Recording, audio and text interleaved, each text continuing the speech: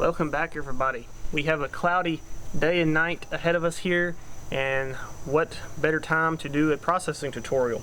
So a lot of you guys have been asking for me to do a video on my PIXINSIGHT workflow tutorial, specifically on the Hubble palette scheme with my one-shot color data that I've been doing recently, like you saw in my last video on the pillars of creation, and that's the exact image we're going to be working on today. So we're going to be using a couple different softwares today, PIXINSIGHT being the main processing platform, along with Adobe Photoshop and Russell Croman Astro add-ons. We'll be using all three: Blur Exterminator, Star Exterminator, and Noise Exterminator. All three of those add-ons, and we're going to finish it all up in Adobe Photoshop. So stay tuned for the rest of the video to see how I work through all my workflow in PIXINSIGHT and how I get these narrowband Hubble palette one-shot color images. So stay tuned for the rest of the video. As always, my name's Trevor, and you're watching Astro Pilot. Alright everybody, so here we are inside of PIXINSIGHT with our stacked image here. This is the Pillars of Creation image, stacked right out of Deep Sky Stacker in the TIFF format. And here are some of the tools that we're going to be using today: dynamic crop, DBE, all that good stuff. And then Star Exterminator, Noise Exterminator, and Blur Exterminator from RC Astro. So just to let you know, I adopted some of these techniques from Luke Amatico from his channel. So thank you, Luke. You do some really nice processing tutorials, so thanks for helping me out. And yeah, this is some of the techniques that Luke has used in his videos. I have adopted into this video as well. I do a couple things differently, especially with some of the tools. But yeah, just follow along with me from here. And this is going to be a long video probably, but this is going to cover everything with one-shot color narrowband Hubble palette. So let's get going. So first thing, we'll open up screen transfer function and unlink the color channels and auto stretch it.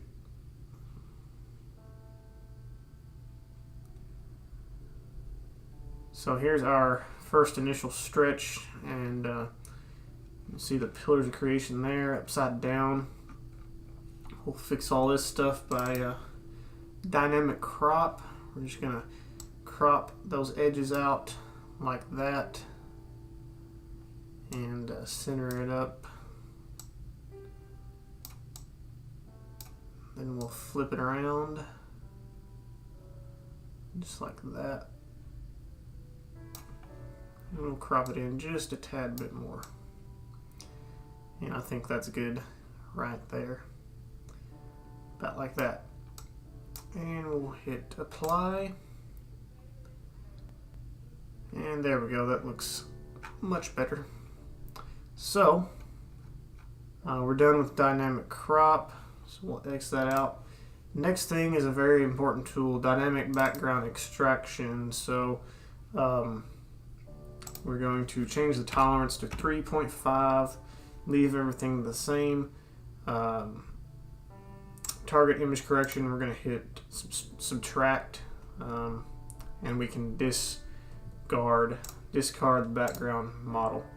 So what I like to do, and what's worked best for me with the dynamic background extraction, is just put about 4 or 5 points on each on the whole picture. So click one there in that corner, and you want to be careful not to capture like any of the actual nebulosity. You want to get the background, not the nebula. So put a click there, put a click there, and we'll put one right there and one down in this corner. And we'll hit apply and see how that works out. Dynamic background extraction is supposed to get rid of any gradients and any background abnormalities, really.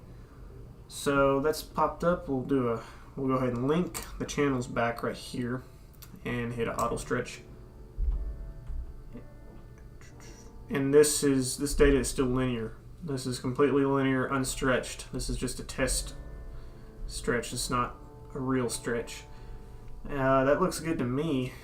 I don't see any crazy contours of different colors here in the corners, so that looks good to me. So we'll go ahead and exit out dynamic background extraction and just drop that original TIFF down for now. So all up until here, I mean, it's all normal processing. Not until we apply Star Exterminator and other things will we get into the Hubble palette technique. But for now, we're still just processing things as normal. So the next step will be background neutralization and color correction. So as you can see, I mean, we're seeing a lot of detail already. There's the pillars. So what we're going to do now is background neutralization, and we're just going to drag and drop that over.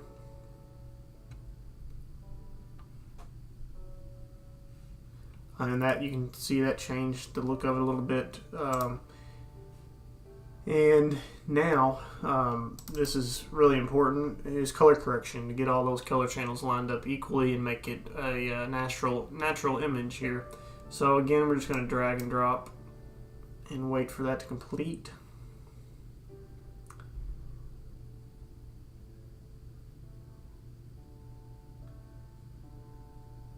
And there we go. And we're gonna undo the stretch and then re-stretch it to reset it, and that'll pop up.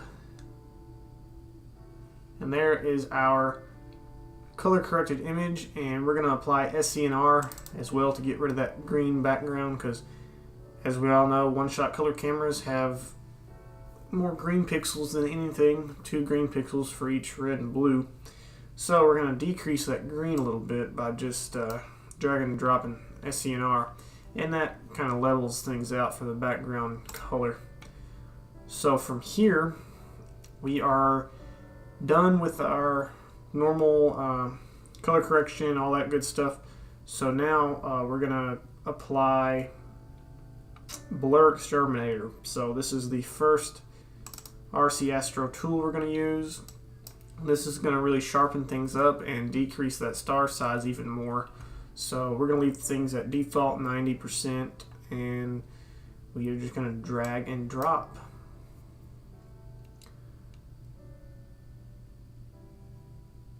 And this is going to take a little bit, so I'll see you guys when it's done. Okay, 95% complete on the Blur Exterminator, just a little bit more to go. Blur Exterminator is a very, very powerful tool. Highly recommend. If you were to do any of the RC Astro products, Blur Exterminator would be the one to get. It is very, very useful. So 98%, almost there.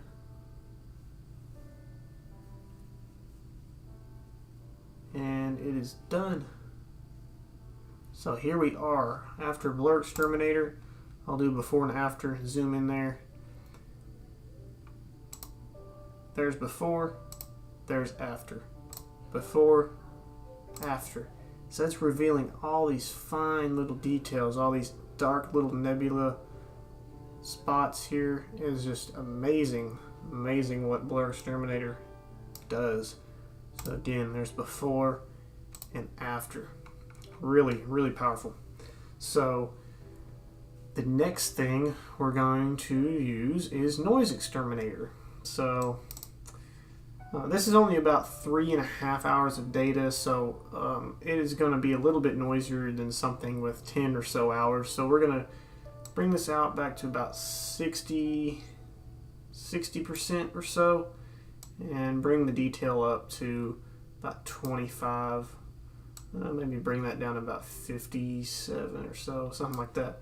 Nothing too crazy. You want to retain that sharpness, so we'll go ahead and drag and drop that and apply. And this doesn't take near as long as Blur Exterminator.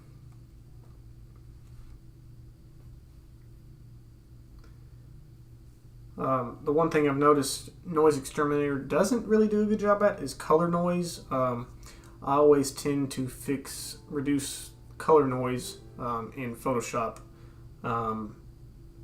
Just for me, that's the easiest way of doing it so far. But Noise Exterminator itself is a great way to reduce general just noise and retain the detail, retain that sharpness. So we'll wait for this to be completed, and then we'll start our initial stretches.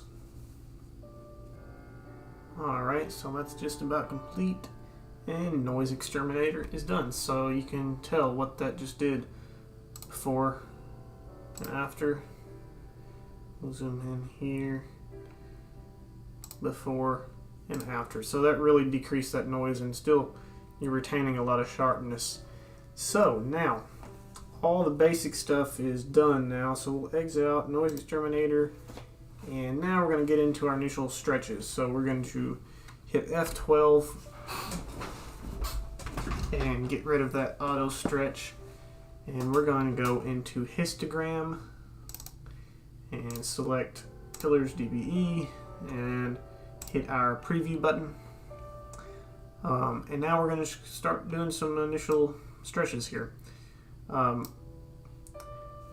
not going to stretch this all the way just yet, but I'm going to get it to the point that I want to keep my stars at, so I can remove the stars and retain the star brightness that I want, and then I can work with the rest of the image once we've executed Star Exterminator and have a starless image. So we're going to slide the midpoints down, hit apply, and reset, and I'm going to do that about like that one more time, and I think the stars would be good just like that. So we're going to hit apply, reset, and bring the black points down, hit apply, and I think that is where I'm going to leave this image at for now. So X that out, X the real-time preview out, and that looks really good already.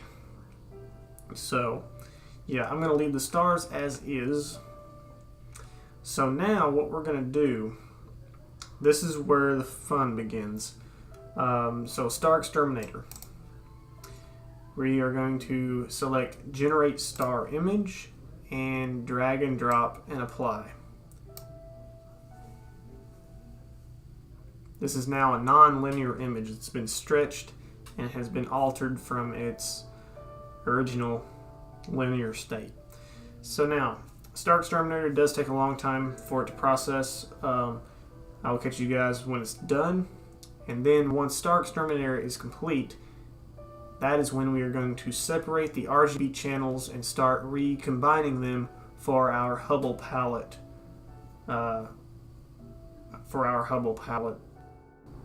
So, Star Exterminator, just about done here in just a second.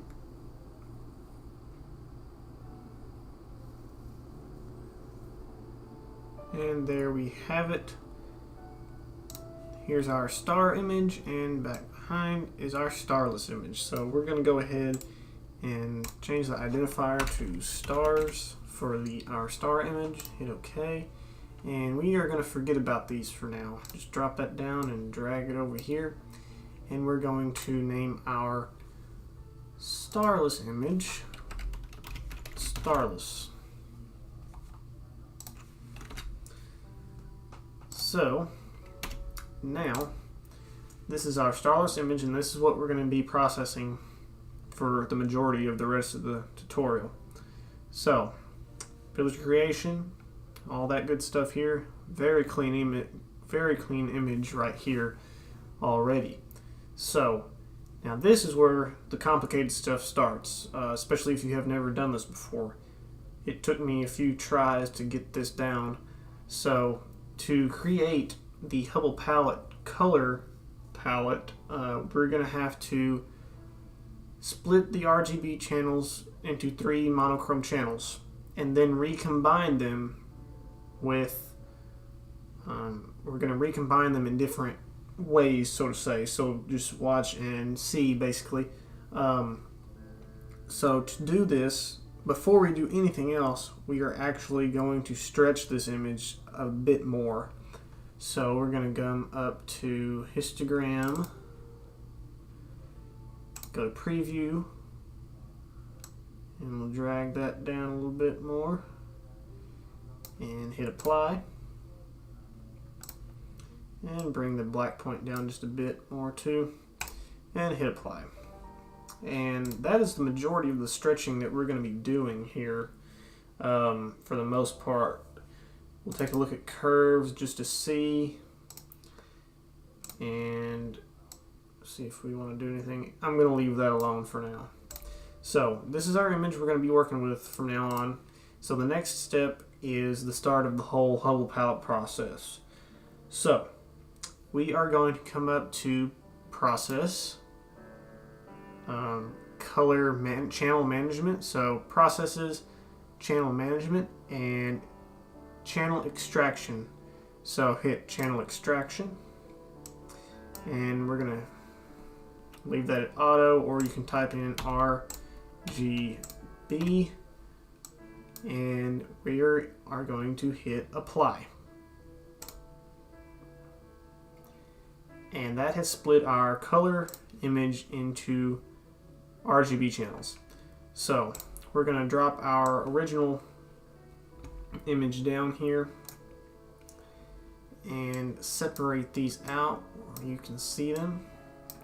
So this is our red channel. You can see how much data the red channel has in it. That is the majority of all of our signal. Also the green channel, it has quite a bit of signal, but when you look at the blue channel, it's very noisy and not a lot of data in it really. That's because on the RGB Bayer filter for color cameras, one-shot color cameras, there's twice as many green pixels as there are blue pixels. So that's why that is. So for the sake of this way of processing this image, we are going to delete this blue channel. We don't need it anymore. So all we have left now is our red and green channel. Later on, we are going to create an artificial blue channel by combining these two channels right here. We'll use pixel math for that. But for now, we want to get this green channel looking as closely as possible to the red channel. So we're going to stretch this to match this as much as possible. But just this alone is really an amazing image in black and white. Lots of detail and everything. But yeah, so we're going to focus on this green channel.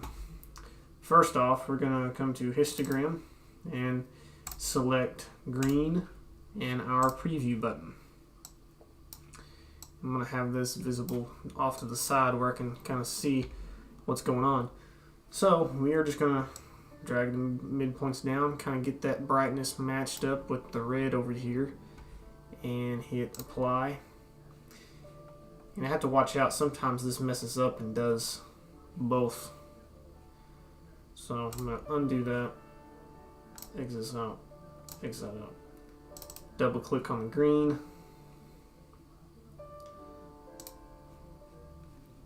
And go back to histogram and select green. Now we're going to hit preview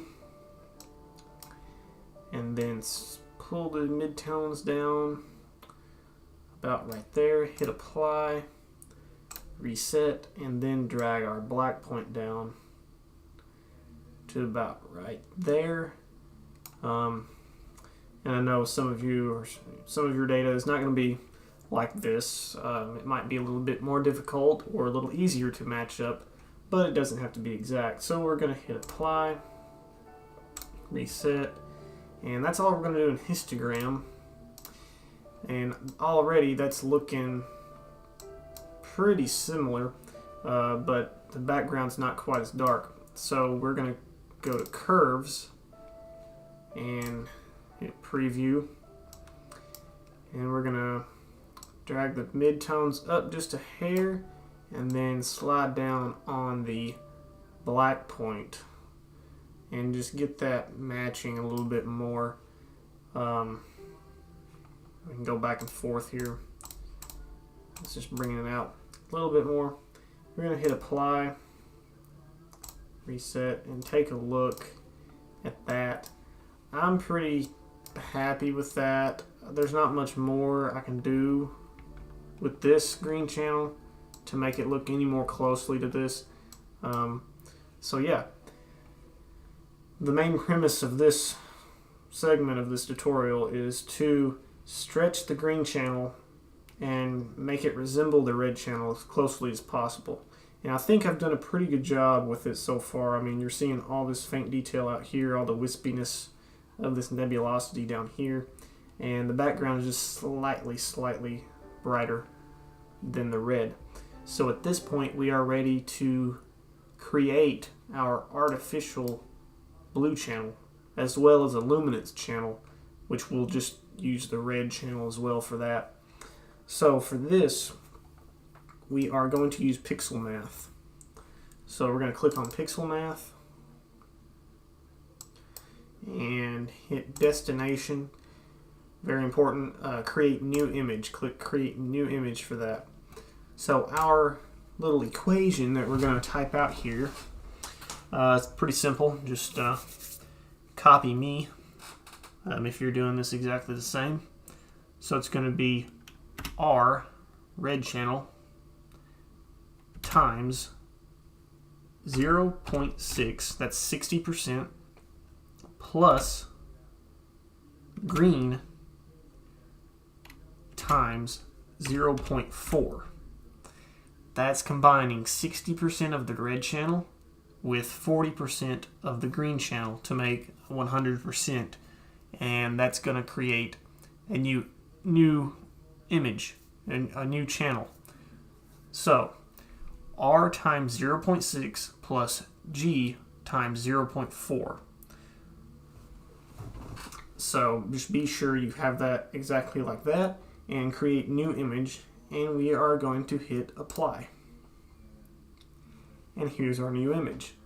We're done with pixel math, and we are going to change this new identifier of this new image to blue. So we're back with three channels, R, G, and B. Red, blue, red, green, blue. So now all of our work with these three channels are done. Now it's time to recombine the three to make this Hubble palette recombination method, if I'm saying that correctly. So to do that, we're going to come up to processes, go down to LRGB combination, click on that, and here we see how we're going to recombine all of our channels. So for our luminance channel, we're going to put red. For our red, we're going to put red. And this is where things seem odd. For our green channel, we're going to put blue. And for our blue channel, we're going to put our green channel. And we're going to hit chrominance noise reduction. We're going to apply that.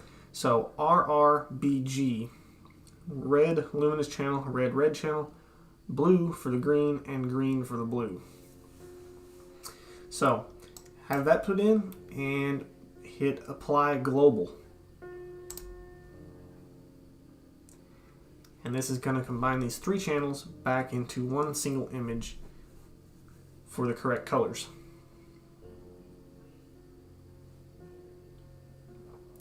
Alright, so here is our new image, and we can exit that out and drop these other channels down.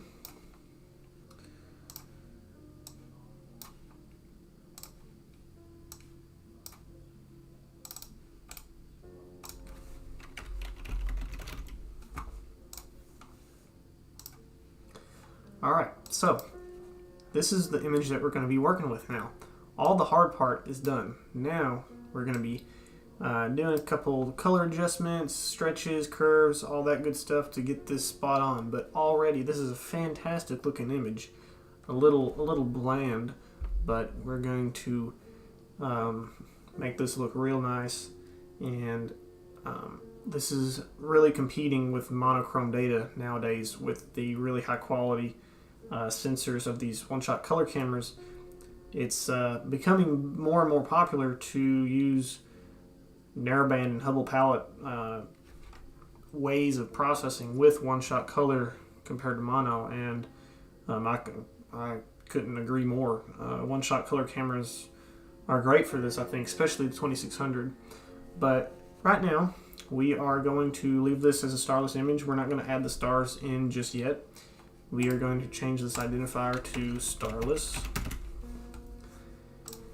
And now the majority of the rest of the work is going to be done in curves. So what we want to do now is make these yellows a bit more golden red, a bit more orangey looking instead of this yellowish green. And as well with the blues, the same thing with the blues that you see here in the middle. So what we're going to do first is select red on the curves and hit real-time preview, and just keep an eye on all this yellowish stuff as I stretch this. So we're going to bring the midpoint up to about there. You don't want to get it too red, it kind of starts taking over the image. So just about midways up, just like that, very subtle. And then we're going to bring the black point down, kind of get a little S curve going here, just like that. Not too much, it starts to overtake the image. So we can preview back and forth, and there's the difference there, really big difference. So I think that's pretty good, and this comes down to personal preference at this point. This is your image. You don't have to do everything to what I'm doing.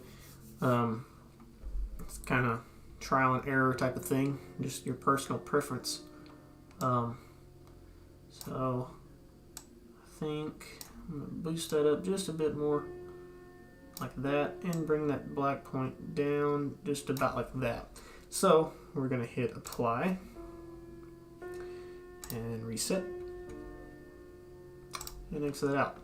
So now, instead of that kind of greenish yellow, we have this kind of golden color, which is what you want. So now we're going to select our blue channel on the curves transformation tool and hit preview and do the same thing. We're going to bring our midpoints up, midtones, and then bring our black point down like that. Nothing too crazy. And that seems pretty good right there. We're gonna maybe lay off just a hair on the midtones like that. And we're gonna see how that looks once we apply. And that seems pretty good for now. Let's see here. Yeah, I'm happy with that. Still several things to do. We're going to go back into curves and go to saturation and see about the saturation. So this is really an important step to really get that bold Hubble palette color to start popping out. So go to curves, click on saturation down on the right, preview, and bring the midtones up. This is now starting to look really good, but it's still not exactly what you want. Bring the midpoints, and I'm going to leave that as is. So we're going to apply that, and we're done with curves for now. So this is our image as of now. The next thing, very important, really helps out a lot. It's kind of a hidden tool, I would think. It's not really meant for this, but it works great. We're going to go to script and utilities and correct magenta stars. It's meant to reduce like magenta halos around stars, but it also works on nebulosity as well. So we're going to get this kind of purplish, kind of reddish, weird color out of here to make it look more naturally Hubble palette-ish, if you want to say that. So we're just going to drag and drop We can actually hit execute. This just takes a second, and you'll see a big difference. So here's after, and you can see the difference. It was more like a tingy purple orange, and now it's that more recognizable blue and orangey yellow color. So now we're going to do kind of the same thing, adjust our saturation and blues. So we're going to go back to curves, hit on blues, go to preview, and do the same thing. Bring the midtones up and bring the black points down, just like that. Nothing too crazy. And we're going to do the same thing with the reds. Kind of just a bit. And honestly, I don't know if I'll do the reds or not. It's kind of just a personal preference at this point. Just a hair. And we can adjust our saturation. And that's starting to look really good there. Just like that. Yeah. And if we want, we can actually do RGB. See about bringing the detail out even more if you want. Completely overstretch it. We're going to leave that alone for now. Hit apply. And exit out. And this is a really good looking image. But I'd like to kind of highlight these darker structures here in the pillars and the fairy of the eagle here. This is what that's called. And some of this darker structure, we'd like to enhance that a little bit more. But I'm going to mess with curves one more time on RGB and just see about bringing the black point down just a hair, maybe like that.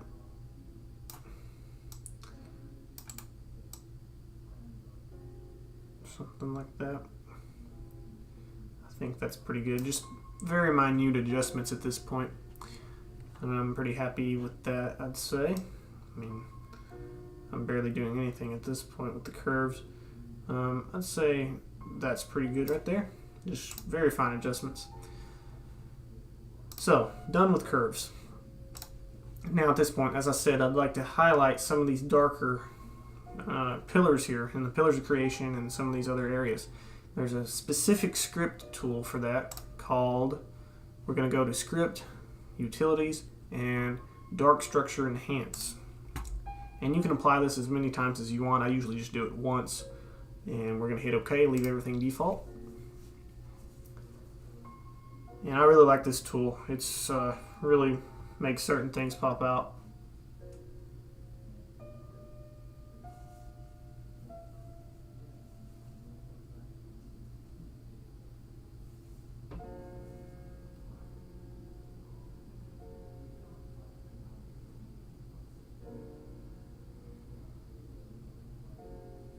Alright, and it's done. So you can see what that has done here. We can do it before and after. And it really is making this area pop out here and some of this stuff up here. So that's before, that's after. Before, after. So it really makes those little fine details pop out more. And this is a really good image already. And we're almost done. So that is the majority of getting that Hubble palette color with a one-shot color camera. It's all about the channel combination and recombination, and you can make this look any way you want, honestly, but to retain that more natural Hubble palette look, you want to maintain that orangey red on your hydrogen data. So at this point, I think we're ready to add our stars back in. There's nothing else that honestly I can think of doing at this moment. Already this is a very nice and sharp image. You can see those pillars really nicely, but we're going to actually enhance this contrast and other details a little bit more in Adobe Photoshop here in a minute. So this is the majority of the workflow in PIXINSIGHT. Now it's time to add the stars back in. So we're going to go to Pixel Math once again. Actually, before that, we're going to take a look at our stars, see how they look. Honestly, I'm probably going to leave as is. You could probably adjust the saturation a little bit, or make them a little less green. For the sake of the tutorial, I mean, they look pretty good, so I'm going to leave them as is. So at this point, we're just going to add them back in. So Pixel Math, and it's as simple as starless plus stars. So type in starless plus stars to add back your stars and hit apply. And there we are. We have our full image once again. So that looks amazing, if I do have to say so myself. So now we are ready to save this and then move it to Adobe Photoshop and finish everything up. So yeah, let's go ahead and hop into Photoshop. This is our starred image now. Everything's added back in. Stars look good. We can adjust these a little bit more in Photoshop, kind of even reduce them a little bit more if you want, but I think I'm going to leave them as is. Looks pretty good. So yeah, lots of nice detail, and I think I've done a pretty good job so far. So yeah, let's go ahead and hop over into Adobe Photoshop. We're going to save as, and we're just going to name this tutorial. Save, and that's saved. Now we're done in PIXINSIGHT. Alright, so here we are in Adobe Photoshop, the good old stomping grounds of astrophotography. So first thing I want to do is adjust the black point.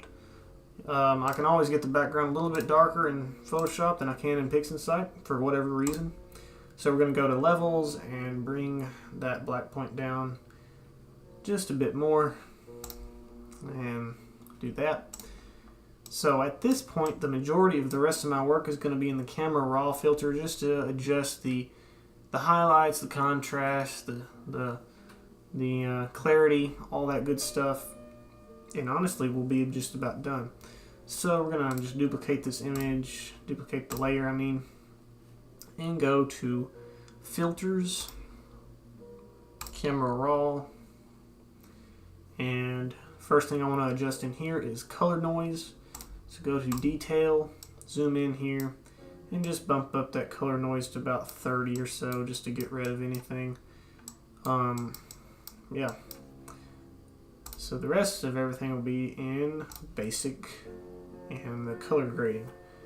So I want to take down the highlights a bit to kind of less expose that brighter area of the nebula here. So we're going to drag highlights down just a hair, and that just makes the pillars just pop out a little bit more, so we can do a before and after. A little bright, a little less bright. I like that right there. So next we can just mess around with all this stuff. We're going to leave the shadows as is, and contrast, I'm not going to mess with that. Really the only other thing here is going to be clarity. This makes kind of everything show up a little bit more. We're going to bump that up to about 20 or so. Pretty happy with that. We can do a before and after, and that just makes that pop out just a little bit more, makes it more visible, and just gives it a little bit more punch. And we can also come to color mixer, and this is where it's kind of fun to mess around with the colors. I actually made two versions of this image originally, and I like both equally, really, the reds and the oranges. So I can make the oranges back into more of a red color, and I kind of like that a lot, really. I like it both ways. So if I do an image reveal video, it actually might be in this color style, but it's up to you. For this image, I'm going to keep the original Hubble palette look, but just increase that hue a little bit more towards the orange side, just like that. And then for the blues and purples, we're going to make that a little bit more blue, like so. And for our saturation, we're going to leave that alone. Go back to basic, kind of increase that vibrance here, a little bit on the saturation, and I'd say we almost have a complete image. Do before, after. I think that looks really good. Yeah. Maybe bring the whites down a little bit. Let's see. I'll probably leave it as is. Yeah. Wow. This is only the second time I've processed this image, so let's say it's pretty good. Yeah. Really happy with that. So that is what we have, everybody. Let that load real quick. There's a before and after. That's straight out of PIXINSIGHT, and that's after Photoshop. And I'd say that's really good. So yeah, honestly, I think that's about it. I think we have a finished image. I can actually go into one more thing. It's going to be unsharp mask. Just sharpen everything up, just hair. Yeah, we'll do that. So about 1.5 pixel radius. We can just zoom in on the pillars here. Yeah, we'll do that. Do about 200% or so. Hit OK. And that'll just sharpen everything up just a hair. Yeah. Before and after. I mean, look at the detail in that. It's amazing. Yeah. I think we're done, everybody. One more thing. You start to nitpick everything once you're getting close to being done. Yeah. Alright. So, I think this is going to wrap everything up. I hope this tutorial was helpful for anybody wanting to get started into Hubble palette colors with a one-shot color camera. It's still pretty new to me. I'm still learning new things. So, if you enjoyed the tutorial and any comments, things I need to do differently, just feel free to leave any comments. Thank you so much for all your views, especially on my last video on the Eagle Nebula and the Pillars of Creation. I really appreciate all your views and comments, and I hope to keep growing here on YouTube and do more stuff all the time. So yeah, I hope this tutorial was helpful. I think I got it pretty close to the original image. So yeah, I'm really happy with this round 2 of processing this data. And again, this is only 3.5 hours, so just imagine what you could do with 10 or 15 hours. It'd be crazy. So, alright everybody, so again, hope you enjoyed this. Feel free to comment and like and share, all that good stuff. So, expect more PIXINSIGHT tutorials in the future. And as always, thank you for watching Astropilot, and until next time, clear skies.